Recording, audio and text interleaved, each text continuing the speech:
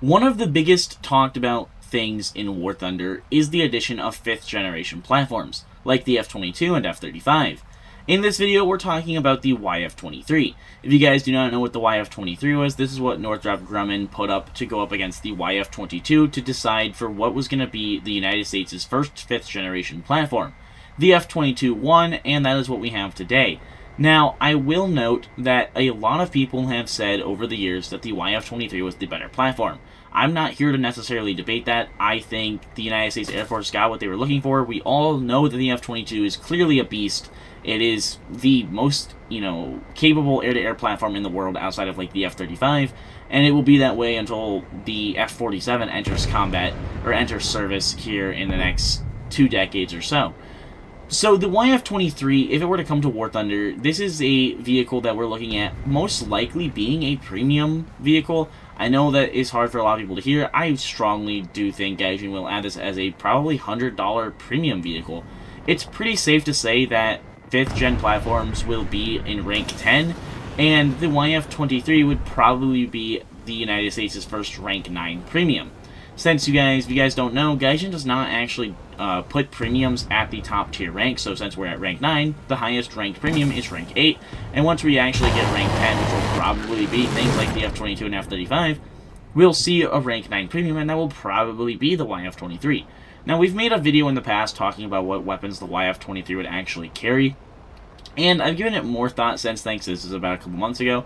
I do genuinely think that Gaijin will indeed add the YF-23 with the AIM-120. I think they'll give it the 9M. The biggest issue with the YF-23 when it was undergoing its testing against the YF-22 was the fact that they did not actually have a radar ever put on the platform as far as I'm aware. It never underwent weapon testing. And if I remember correctly, both different, they had 2 YF-23s that flew, and they both outfitted different engines. If I had to remember correctly, I would imagine that we would get the one that had the Pratt & Whitney engine. That's what I think was the planned service, if it were to enter service. Obviously, it didn't. And then the radar would probably be the same exact radar we have on the F-15E, if I remember. I would have to go back and get guarantees on that, but it would be the AN-APG, one of the generations of the AN-APG radar.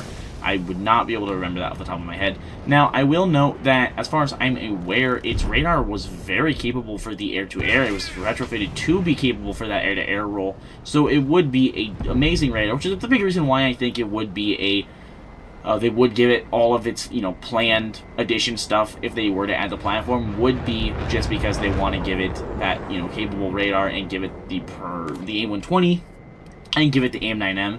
And this is a platform that I actually can agree with and get behind, just going ahead and giving it what was planned. Normally, I'm against that. You'll see Gaijin adding things that, especially for Russia, like the flankers, the Su-30s that have the additional R-77 rack, those are planned. Those haven't actually happened for that particular platform. It has happened for, the Su-35 or the Su-57. And so, Gaijin takes that and they're like, hey, this, is planned. It could happen in the next decade. We're going to go ahead and give it to the Su-30s.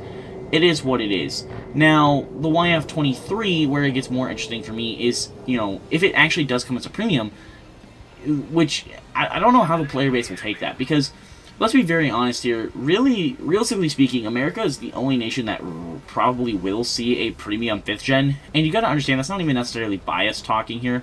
Keep in mind, Russia operates the C-57. That's it. China has a couple more. They have the J-20, they have the J-35, they have several tested ones. None of those are guaranteed. The United States, that we know, and in much larger numbers than what China or Russia offers, they have the F-22, they have the F-35A, they have the F-35B, they have the F-35C. That is 4 5th generation platforms that we all know are operated in at least over 150 aircraft, if not more, given the fact that we now are sitting at 180 F-22s still left in service. So, that's, last time I checked, that is a very large fleet compared to what Russia has of 20 felons, or China's only a couple hundred J-20s. when you compare that, with all the F-35s. And then keep in mind, America had, a fully operational, multiple fully operational minus the weapon kit YF-23s. So it's not that far-fetched for me to say that, hey, I genuinely do think that we're going to see a premium stealth fighter for the United States and not one for another nation. China would be the only other nation that would make sense. I could also maybe understand one for Germany or Britain, like an F-35 early model. Maybe not for Germany. For Britain, I can understand it because Britain has been an operator of the F-35 from the start. Germany has yet to receive theirs. They're actually going to be building them, I believe, countryside. They're going to have the factory there in Germany that will produce F-35s for Germany and for other NATO countries there. And, that wouldn't make sense to give Germany an F-35 early and an F-35 late, but I could understand that for Britain, and maybe even Israel with the F-35A and then the F-35I possibly, because Israel is actually the only nation that has ever undergone additions to the F-35 and actually are allowed to make changes to it. They have their own avionics and their own onboard computers and stuff like that. They're the only nation that does that. So Israel could maybe make sense as a premium, but America realistically is going to be one of the only nations that has a premium aircraft and, premium 5th gen, and the YF-23 kind of just makes a lot of sense for that. Also, keep in mind, no other nation has a stealth bomber, except China that's testing one, I guess, but actually in service, and America now has two, the B-2 and the B-21. And yes, the B-21 is not fully yet in service, I understand that, but it's entering service next year. It's taking a lot of large leaps. So again, this is another platform you can't really compare with the Chinese ones, where we don't know the numbers that they have. We do not know where they are at on their operational status, and we don't know how many are going to be produced. We do know those numbers for the B-21, at least for the most part. So that just kind of leaves the big question of, if they don't add it as a premium, are they going to add it as an event? Or are they going to add it as a squadron vehicle? The YF-23, I would be absolutely shocked if it made its way as a tech tree platform.